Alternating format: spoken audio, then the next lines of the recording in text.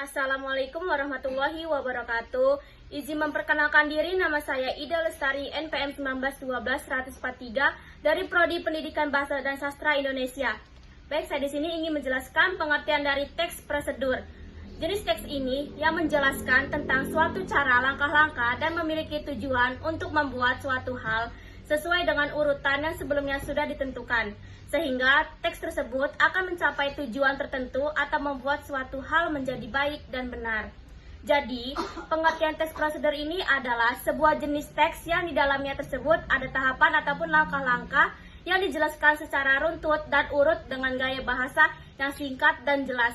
Sebab, pada dasar teks prosedur bisa membantu siapapun untuk melakukan suatu hal, aktivitas, kebiasaan, dan suatu cara tertentu secara berurutan dengan tahapan yang benar. Adapun ciri teks prosedur.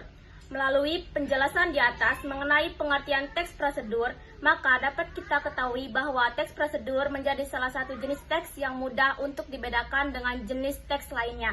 Kenapa?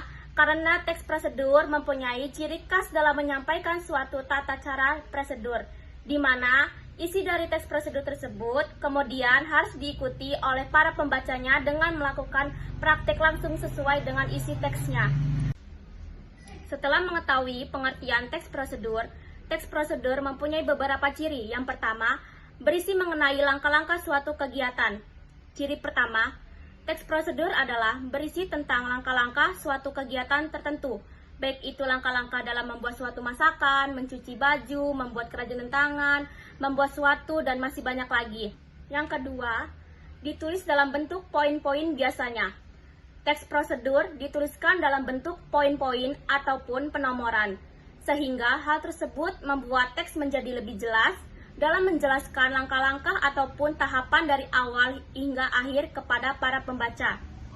Sehingga bila menemui jenis teks yang berisi langkah-langkah ataupun tahapan dan diusul dengan teknik penomoran secara runtut, maka sudah dipastikan bahwa itu adalah jenis teks prosedur. Yang ketiga, menggunakan kalimat saran dan larangan. Isi dari teks prosedur biasanya berupa kalimat saran dan juga larangan. Untuk kalimat saran sendiri biasanya diberikan kepada penulis untuk membantu pembaca melalui langkah-langkah dan tahapan dalam membuat sesuatu dengan benar. Yang keempat, disusun secara sistematis tapi detail.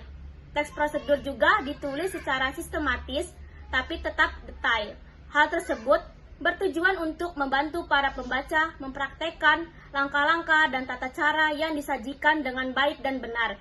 Sebab, jika ada kesalahan dalam praktiknya, maka hal itu akan membuat hasil yang didapatkan tidak maksimal atau justru gagal.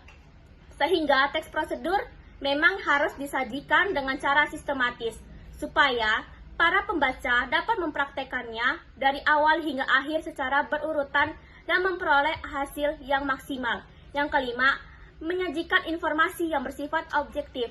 Suatu hal yang dijelaskan di dalamnya teks prosedur biasanya akan mempunyai sifat objektif, karena hal-hal yang disajikan di dalam teks tersebut bukan berasal dari khayalan ataupun kurang dari penulisannya. Yang keenam, berisi bilangan angka atau urutan. Seperti yang sudah kita bahas di atas, bahwa teks prosedur berisi suatu langkah atau tahapan yang dibuat dan ditulis dalam bentuk poin-poin. Oleh karena itu, teks tersebut biasanya mempunyai bilangan angka ataupun urutan, termasuk saat ditulis dalam bentuk paragraf, sehingga di dalamnya akan ada kalimat pertama, kedua, ketiga, dan seterusnya. Adapun jenis-jenis teks prosedur, berikut adalah jenis-jenis teks prosedur. Yang pertama, ada teks untuk menggunakan sebuah alat atau benda.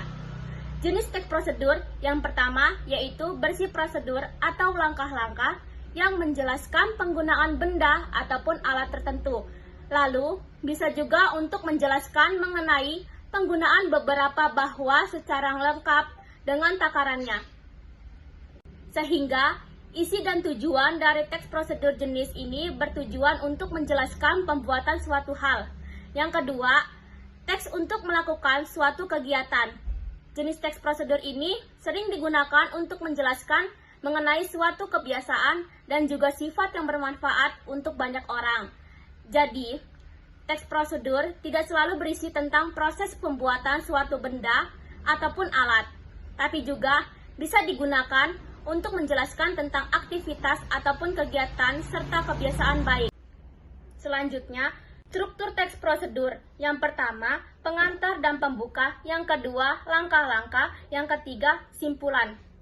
Selanjutnya, kaidah kebahasan teks prosedur. Yang pertama, menggunakan kata kerja imperatif. Yang kedua, menggunakan kata kerja teknis. Yang ketiga, menggunakan konstruksi temporal. Yang keempat, menggunakan kalimat persuasif. Yang kelima, menjelaskan secara detail mengenai bahan dan alat yang digunakan. Yang keenam, menggunakan verbal, material, dan tingkah laku. Itulah penjelasan materi yang dapat saya sampaikan. Cukup sekian. Wassalamualaikum warahmatullahi wabarakatuh.